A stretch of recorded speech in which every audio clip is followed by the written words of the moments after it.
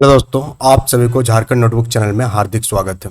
आज के सेशन में हम लोग बात करेंगे कि आपका जो उत्पाद सिपाही का वैकेंसी आया है उसमें आप जो जाति और स्थानीय प्रमाण पत्र प्रोड्यूस करेंगे तो आपका कब तक का बना होना चाहिए, जो कि आपका वैलिड होगा जब डॉक्यूमेंट वेरिफिकेशन होगा उस टाइम। अभी से अगर आप ये सारी चीज़ें जानकर रहेंगे तो बाद में आपका सिलेक्शन के बाद कोई दिक्कत नहीं आएगी। बट ऐसे भी केसेस दिखा गया है कि जेपीएससी में सिलेक्शन होने के बाद भी डॉक्यूमेंट वेरिफिकेशन में दिक्कत आई है। तो चलिए हम लोग सेशन की शुरुआत करते हैं। उत्पाद सिपाही को लेकर आज हम लोग बात करेंगे। सबसे पहले हम लोग बात कर लेते हैं कि आपका स्थानीय प्रमाण पत्र जो है, स्थानीय निवास प्रमाण पत्र कब कब तक का बना हुआ आपका वैलिड होगा, या आपको नया बनाना पड़ेगा। सारा डाउट इसमें क्लियर हो जाएगा।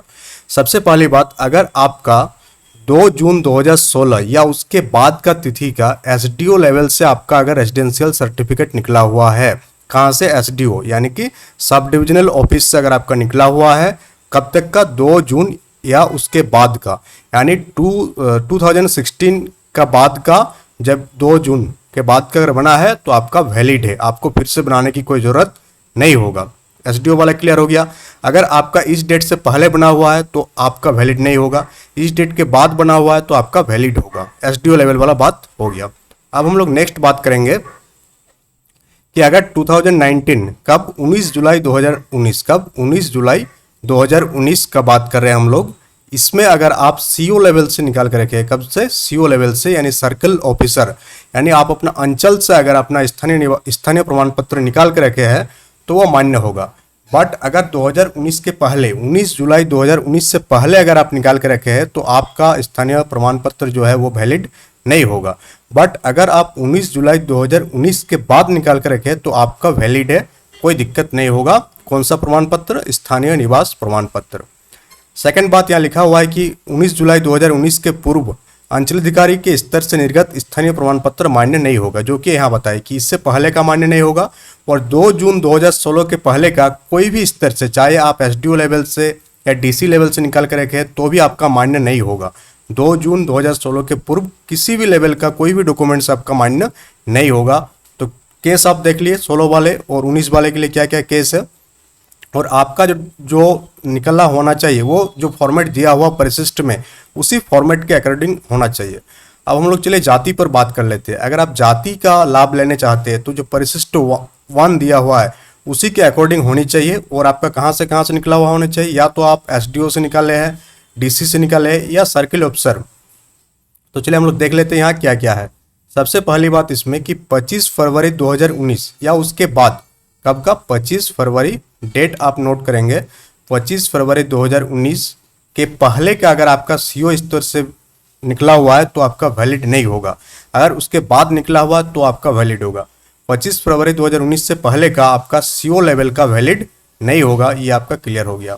25 फरवरी 2019 के बाद का ही आपका जाति प्रमाण पत्र अगर सीओ लेवल से निकला हुआ है तो वो आपका वैलिड होगा।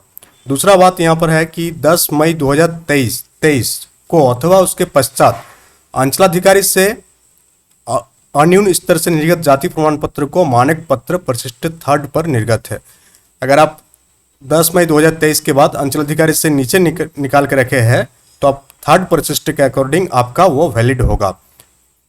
उसके बाद यहाँ है कि अगर आप BC1 और BC2 कैटेगरी में आते हैं, BC1 BC2 कैटेगरी में आते हैं और 29 अगस्त 2012 या उसके बाद आप डीसी लेवल से या एसडीओ लेवल से अपना नॉन क्रिमिलियर का सर्टिफिकेट निकाले हैं, जो कि परिशिष्ट 4 के अकॉर्डिंग होनी चाहिए, किंतु जाति प्रमाण पत्र की वैधता समाप्त होने की स्थिति में संबंधित अभ्यर्थियों का कार्मिक प्रशासनिक सुधार तो राजभाषा विभाग के पत्रांक इतना का दिन प्रपत्र 15 में गैर क्रिमिलियर स्वघोषणा समर्पित पत्र अनिवार्य होगा।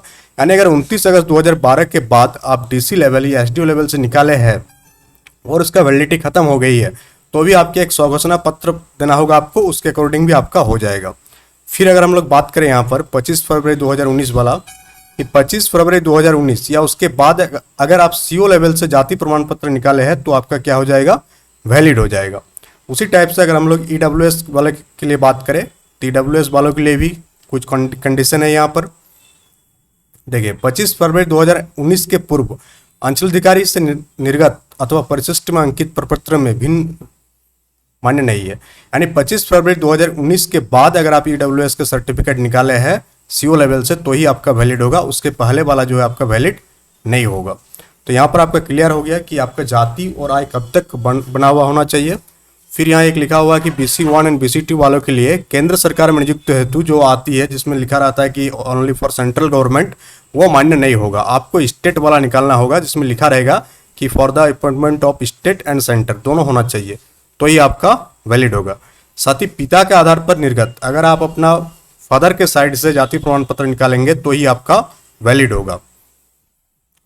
और महिलाओं के लिए भी वही कंडीशन लगा हुआ है इसमें। तो इसमें डिटेल्स में हम लोग बात कर लिए कि जाति और आय कब तक का आपका बना होनी चाहिए। आपका सारा डॉक्यूमेंट्स में जो स्पेलिंग वगैरह है ये भी आपका किस आधार पर होगा, मैट्रिक के सर्टिफिकेट के आधार पर होगा, बाकी कोई सर्टिफिकेट पर उसका वैलिड नहीं होगा। तो मैट्रिक वाला जो नाम है वही आपका वैलिड होगा। तो इसमें आपको क्लियर हो गया कि जाति और आय प्रमाण पत्र कब तक का बना होने चाहिए। साथ ही अगर कोई भी डाउट है तो कमेंट बॉक्स में कमेंट कीजिए, उस डाउट को भी आपको कमेंट के थ्रू क्लियर कर दिया जाएगा। तो that's all for today, thank you.